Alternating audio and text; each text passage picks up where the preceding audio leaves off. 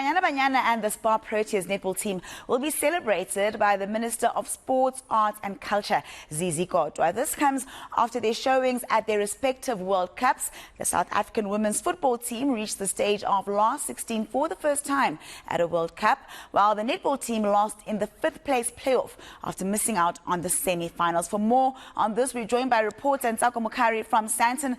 Very good morning to you, Ntsako. I'm not sure if the event has begun yet, but what can we expect? Hi, Nandi. Very good morning to you too. The program has actually begun here in Sandton, and like you said, the Minister of Sports, Mr. Zizi Kodwa, is looking to honor the Banyana Banyana team as well as the Spar Proteas following their showings at the recently concluded World Cups. So, as far as the Spar Proteas are concerned, well, they finished 6th in that World Cup, and then Banyana Banyana, the first South African team to ever make it into the last 16 of a World Cup. But joining me now, I am joined by Spar Proteas Vice Captain Culture Zizi just to talk to us about this event and just, well, that concluded Netball World Cup. Culture, thank you so much for your time. We are here for you guys to be celebrated. You're being celebrated by the Ministry of Sport. What does this mean for this team? Yeah, it's just nice celebrating us and what we have done. It makes us feel very special and just another reward for all the hard work that's been done and gone into this various tournaments. So just grateful for the support we're receiving from the Department of Sport, Art and Culture and hosting us at such a lovely event. Yeah. And just looking back at that World Cup, what do you make of how you guys went in that tournament? I think not your greatest of finishes. I don't think you would have liked to finish that way. How do you look back on that World Cup? Yes, exactly what you say. We obviously were very disappointed with the end result, especially that last game against Uganda. But if now having time to reflect on the in-between, there was a lot of great things we can take out of it. I think a highlight for us was definitely coming up against New Zealand and drawing with them. That was a big one, and that gave us a chance to possibly still go into the semis. After that, we knew we had to win a team with a lot of points, which was a bit out of reach, but we thought it never looked impossible for us. Unfortunately, that wasn't meant for us, but up to then, really some good things that we can take out of it. And if you look at the event in whole, the fact that it was a successful event hosted by World Netball, Netball South Africa, and everybody else involved is a great. It's something that we need to celebrate in South Africa and in Africa. Yeah.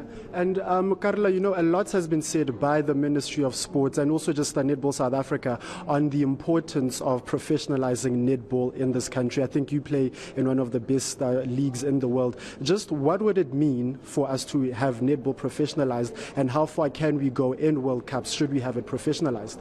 If you look at the top 4 teams, all of them have top leagues, or except Jamaica, but all of their players play in the top leagues like in Australia.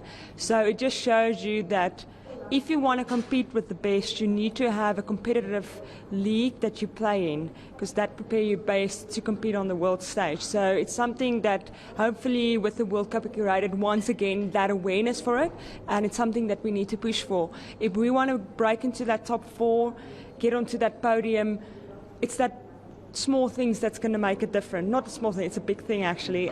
So for us to be competitive going forward, it just reiterated how important it is to have a competitive league, a professional league where you can do it full time and invest all your time in playing with regard to our sport, netball. Yeah. And just also, Culture, the pay gap also, it has always just been, I think that's been spoken about. The minister has also just been very vocal about closing the pay gap between men and females for, well, the sports that you guys play. Just your thoughts on that. Yeah, definitely. There's a massive pay gap, and it's something that has been spoken about for years. So hopefully some actions can be done to close that gap. I think urgent intervention is needed to close that gap for us. But saying that, a lot has been done up to now, but it just shows you that more has to be done to close that gap. Carla, thank you so much for your time. You can go back inside and enjoy the rest of the festivities.